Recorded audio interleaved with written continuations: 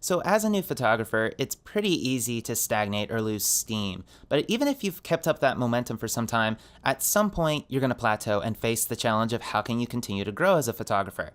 So you might think that to become a successful photographer, all you need to do is just keep doing what you're doing, right? Many photographers might respond to that and give you sort of a yes, but answer and rightly exhort you that you need to reach a little bit further than that. So some of the common recommendations you might get for how you can advance in your craft might be that you ought to shoot more often. Maybe you should try shooting different things. Perhaps you should imitate another photographer's style, or maybe you should imitate the path that a successful photographer has taken before.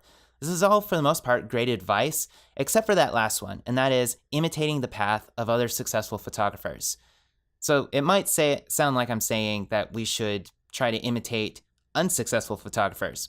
That's not quite what I'm saying. That's not exactly the logical antithesis. Actually, the case I want to make is that you should concentrate on learning from your unsuccessful photographs in your own portfolio. To better motivate this, ask yourself this question. What is your objective as a photographer? Why do you spend more time in photography whenever you have time available? Is it to become the best in your craft? To fund your photographic endeavors? Maybe you want to make a full-time living from photography? Or perhaps you want to develop a reputation. If right now your priority is that first one, and that is you want to become the best in your craft, imitating successful photographers is actually the irrational way to maximize your learning. Now, you will grow by imitating other photographers, and you can be successful in your field this way. But if you want to maximize your time investment, it's worth developing some different habits that will help accelerate your learning. In other words, you want to cultivate some smarter learning habits. The irrationality of trying to learn from successes while neglecting failures is a cognitive bias. It's called survivorship bias. It's a type of selection bias, which means that the only data points that we have to draw our conclusions from go through a filter first, and that filter imparts a certain bias on the data. Survivorship bias would be the equivalent of being handed a set of even numbers and making the observation, ooh, all these numbers are divisible by 2. You'd be absolutely right, but you've learned no new information because those even numbers were already selected. So what you stated was indeed true, but you got no new information from it, so you learned nothing. So success stories are an example of selection bias and of survivorship bias in particular. We only see those stories, those people who made it past a certain selection process. And the problem is that a non-trivial portion of that selection bias is due to marketing, timing, or other difficult to replicate effects. It's very much the same in landscape photography.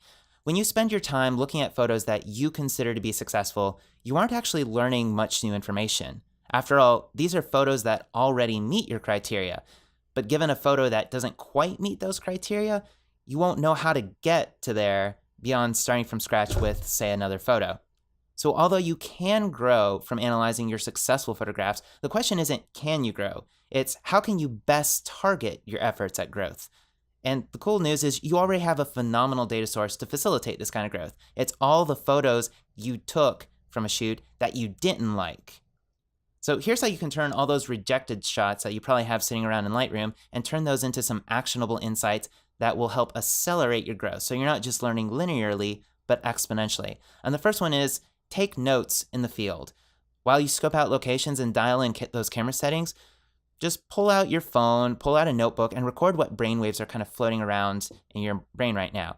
Is it really tricky to get your tripod out? Do you have some stray zippers that keep smacking you in the face, like has happened to me? Perhaps you're getting out for your first sunrise shoot and you want to record just how cool it is to get up at this time of morning, so that way next time you have a little bit more incentive to do it. These are all important vital signs to track, and they'll produce accurate, actionable course corrections sooner rather than later.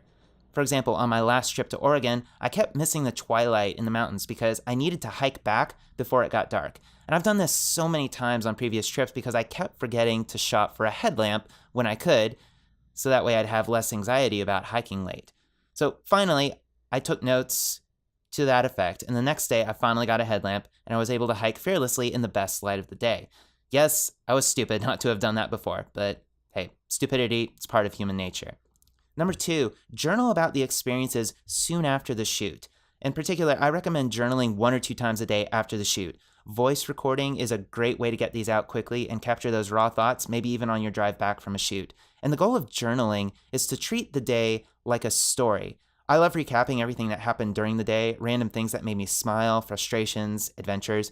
It may feel kind of like a duplicate of taking those notes in the field, but I find that I tend to see recurring patterns better this way when I take notes throughout the day and then journal once a day. Number 3, edit those photos immediately after the shoot. Don't wait too long. Every day is precious, so the fastest way to improve is to close the feedback loop as quickly as possible. I typically edit at noon and in the evening, an hour after the sunrise or sunset shoot earlier that day. Now, the edit I produce from these sessions is rarely exceptional, but I'll quickly spot issues that I wouldn't otherwise notice from the raw photo. Just don't spend too long editing the photos you like, because that gets us to number 4, and that is analyze the photos you don't like from the shoot. This is the key ingredient to defeating survivorship bias. Sure, if you have some killer photos from the shoot, you may be tempted to spend your time editing them to perfection. But what about all the other photos you took that didn't make the cut? Why don't they work, and what would it take to make them work next time? You don't want to make the same mistakes again, so rather than spend all your time focusing on the photos that look great and are probably just like the rest of your existing portfolio, scan only through those images that didn't quite work out. And that gets us to number 5, do a retrospective to figure out why these shots didn't work. Did you perhaps just overlook the composition? Did you overexpose a shot? Did you spend too long at one spot only to find it was a bad angle in post-production rather than on the shoot? Number 6, what are you going to do to squelch those issues so they don't happen again? You need to write these down so that next time, like your evening or tomorrow's morning shoot, you can close the feedback loop and not make those same mistakes again. Now, a lot of these steps may seem like formalities, but that's exactly why we tend to waste so much time in the learning process. We neglect these really simple steps that empower us to learn with intentionality. Why take a week to learn from your mistakes instead of taking one day to overcome them? That's essentially what journaling, note-taking, retrospectives allow you to do. So take control of your learning. Don't play passive with your passion. Learning with intentionality is one of the most rewarding ways that you can get more for less as a photographer. I hope that's helpful. Don't forget to subscribe to the channel for more digital nomad tips and landscape photography tutorials.